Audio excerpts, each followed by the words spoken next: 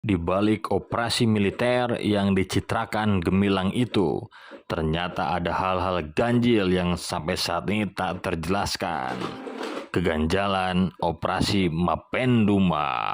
Saat Kopassus yang dipimpin Brigjen Prabowo Subianto bersiap untuk misi pembebasan sandera tim ekspedisi Lawrence 95 di Papua, seorang anak buahnya malah bikin ulah. Peristiwa itu terjadi sebulan sebelum operasi militer dilancarkan. Insiden berdarah telah menyeret nama Letnan Sanurip. 15 April 96, Sanurip, seorang penembak runduk Kopassus, menembaki orang-orang di lapangan terbang Timika.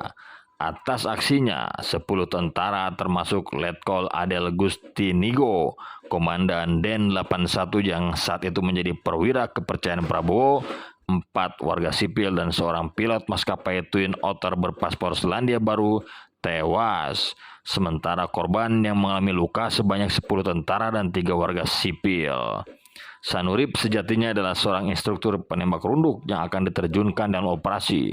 Namun kemudian dia tidak dilibatkan. Pihak ABRI mengatakan Sanurip stres dan berlaku layaknya koboi lantaran kecewa namanya tak masuk rencana operasi. Proses pengadilan Sanurip secara keganjilan. Pihak Kopassus terkesan menutupi pemeriksaan. Ada indikasi Prabowo khawatir Sanurip akan mengungkapkan hal-hal yang dapat membuka aibnya. Tak berapa lama, tiba-tiba terdengar kabar kalau Sanurip meninggal bunuh diri di dalam sel.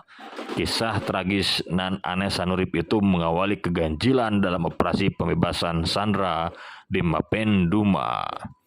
Kasus Sanurip berlalu, operasi penyelamatan sandera tetap harus jalan. Perintah eksekusi masih menunggu perintah dari Panglima ABRI, Jenderal Faisal Tanjung yang sedang berada di Jawa Timur. Jawaban yang ditunggu tak kunjung datang. Letjen Suyono, Kepala Staf Umum ABRI, meminta jaminan Prabowo beberapa persen kemungkinan keberhasilan operasi. 80-90% jawab Prabowo dan yakin. Mendengar itu, Suyono mengizinkan operasi dilancarkan. Pada 9 Mei 96, Kopassus akhirnya diturunkan ke Mapenduma. Namun pada menit pertama, Suyono mendapat laporan bahwa helikopter yang mengangkut pasukan mengalami kecelakaan fatal. Heli naas yang diterbangkan Letu Agus Rianto dan Letu Tukiman jatuh terjerembab.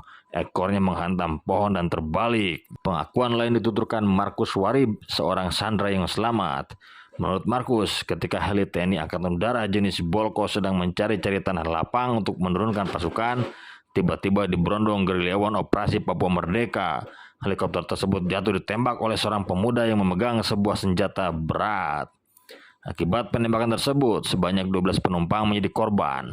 5 orang tewas dan sisanya mengalami luka-luka. Korban yang meninggal, Kapten penerbang Agus Sertu Parlan dan 3 prajurit Kopassus, yakni Letu Umar, Serda Pitoyo, dan Pratu Sudiono. Kejanggalan lain menyangkut sandera yang gagal diselamatkan. Keterangan resmi menyebutkan Yosias Lasamau dan Nafi Panekanan terbunuh di tengah hutan dengan luka bacokan di tubuh.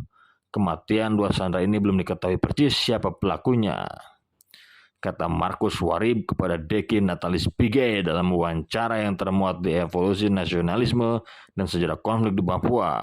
Selama kami disandera, para penyandera telah bersumpah untuk tidak menghilangkan nyawa para sandera. Sebab menghilangkan nyawa berarti harga yang harus dibayar mahal atas kritikan dan hilangnya simpati dunia terhadap perjuangan OPM. Menurut Letkol Inyoman Cantiasa, komandan tim Kilat 2 Kopassus yang terlibat dalam operasi, kedua sandera itu berusaha menyelamatkan diri ketika terjadi baku tembak antara gerombolan OPM dan pasukan penjejak Kopassus dari tim Kasuari 1. Untuk menutup ruang gerak OPM, pasukan penyerbu tim Kilat Kopassus minta bantuan tim penutup Pandawa dari Kostrad untuk menghadang gerombolan. Baku tembak terjadi cukup ramai. Beberapa anggota gerombolan penyandera tewas tertembak dan sebagian melarikan diri. 2 orang sandera tewas dibacok dan yang lain luka-luka ketika mencoba kabur, tutur Nyoman dalam pembebasan tim Lawrence di Mapenduma. Termuat di Kopassus untuk Indonesia, Suntingan Iwan Santosa dan Ea Natanegara.